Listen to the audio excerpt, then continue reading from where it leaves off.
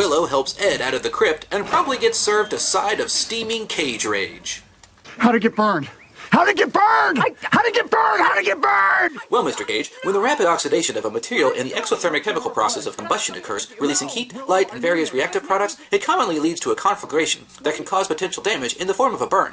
Now, if 1/3 of the island is right, and Rowan did burn, her dolly may have possibly burned as well. You're not even listening to me anymore, are you? You're not even listening to me anymore, are you? In fact, with everything finally coming to a dizzying climax, Ed is a little frustrated, to say the least. So he starts yelling. A lot. No! I don't need anybody's goddamn permission! A lot.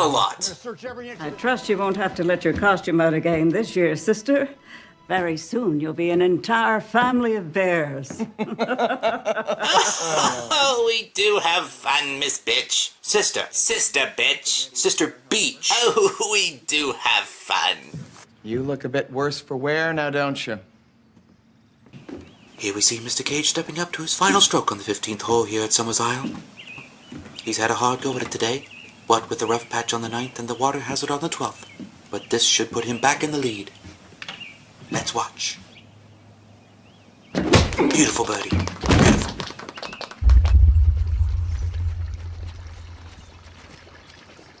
So we see Sister Braveheart finally lay on the pagan beliefs as the whole village comes together to start celebrating like it's 1699.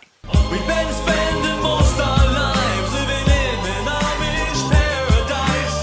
We're just plain and simple guys living in an Amish paradise. There's no time for sin and vice living in an Amish paradise. We don't fight, we all play nice living in an Amish paradise. What is it? What's wrong, sister? Don't be frightened.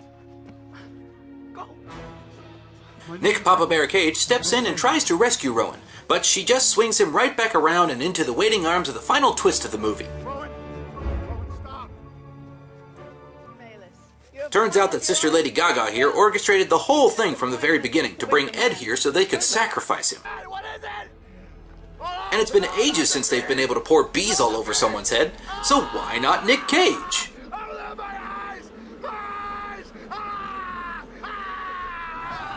And of course the movie ends with Nick screaming about not getting enough money for this one. The honeybee symbolism gets shoved down our throats with a very large wire mesh funnel hat, and everyone praises the Wickerman for being the best movie of 2006. Oh dear, you were right. Magic Text, the doctor has gone absolutely mad. Oh look, Magic Text, it's Mrs. Bookslaughter. Say hi to Mrs. Bookslaughter, Magic Text. Doctor, you cannot possibly think that this film was any good. Oh, Mrs. Bookflatterer. Slaughter. Whatever. You clearly don't know the majestic power that Nicolas Cage brings to something that hundreds of critics and reviewers have judged as horrible. This clearly is a work of art. I want to go watch it again just because of the sheer caginess of it. Mr. Doctor Filmy Picture Person, you are clearly suffering from burnout from all this Cagetober. And that is not helping! This movie is ripe with shallow characters, blatant displays of hate towards female kind, and the symbolism is overbearingly annoying. Not to mention I spent more time with my nose in a book than I spent watching this specimen of rubbish. And I'm not the only one you know who saw it that way, Doctor. You can't be seriously trying to orchestrate some sort of trap intervention. It's not gonna work. Oh man, he figured it out, Mrs. Bookslaughter. Well, at least he's not blaming me. What in the hell are you doing back? Zoinks! Hey, Trev! I think we got him on the ropes now! It's not gonna work, guys. I've already decided this movie doesn't need a cringe factor, because it's just that awesome. Alright, Mrs. Bookslaughter, let him have it. That is book slaughter, you two-pence gutter snipe. Doctor, you can't pull the wool over my eyes. I was watching the whole time. You hated certain parts of this movie, and it is time for you to let it out and admit it. Yeah, movie doctor. I always knew you were a great guy inside, but every time you would mention Nicolas Cage... Trev. We're past the intervention point now. Doc, it's time to put the bunny back. What did you say, Greedy? What do you say we cut the chit-chat a-hole? Oh god, it's happening again. Snag is a mash. What? Bubbles and squeak. Huh? Smoked you pie. I don't... I guess! I'm a vampire! I'm a vampire! I'm a vampire! Yeah, don't you see that?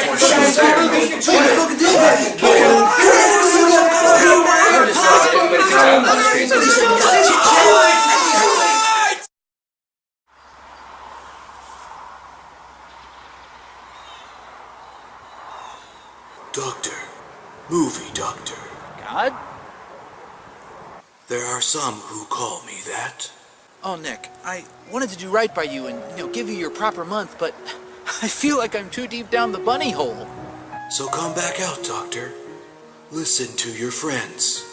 And put that damn bunny back in the box. But what about the Wickerman? Why do I love it so much? Everyone has a little cage inside, and yours just happens to look like one of my best worst movies. But put on your game face again, Doc, and finish this month the way it was meant to be finished. By reaching Cagevana and living forever with the bees? No, you idiot! By finishing the review and getting out of the grass, you're getting filthy. Holy shit, they think I'm crazy.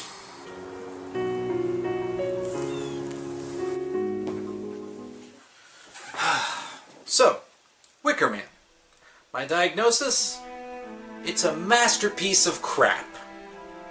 From the confusing composition of each scene to the equally bewildering dialogue between Nick's character and the ladies of Summersisle, the movie plods along at a snail's pace with no discernible buildup of excitement, fear, or mystery. The women also look and feel very out of place with their roles, especially when they're talking to Ed. It's almost as if they are forcing out lines that they'd rather not say because they know that each word they utter is just pushing an agenda that none of them agree to. And there's no psychological thriller in any of these shots. It's just dull, overly symbolic, one-noted scene after scene of Nicolas Cage trying to figure out a mystery that doesn't exist.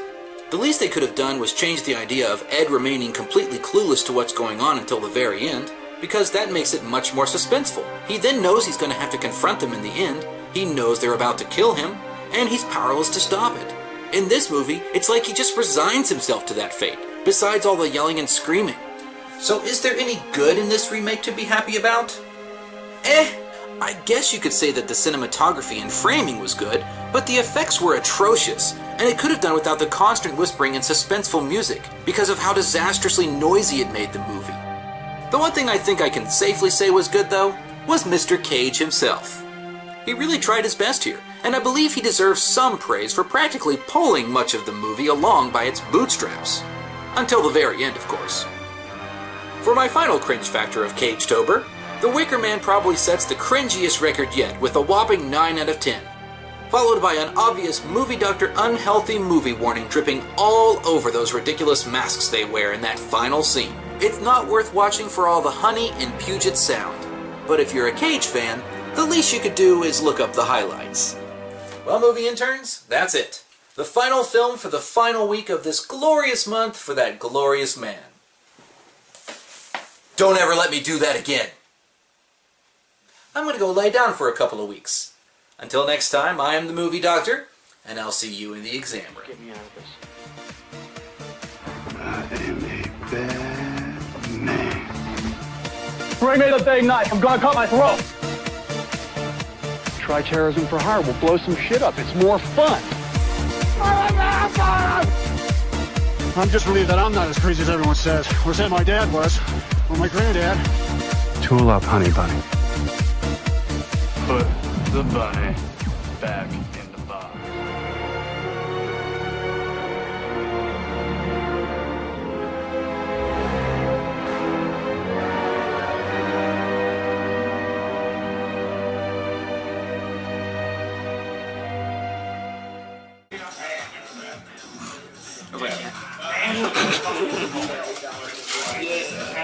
Now that's an outtake.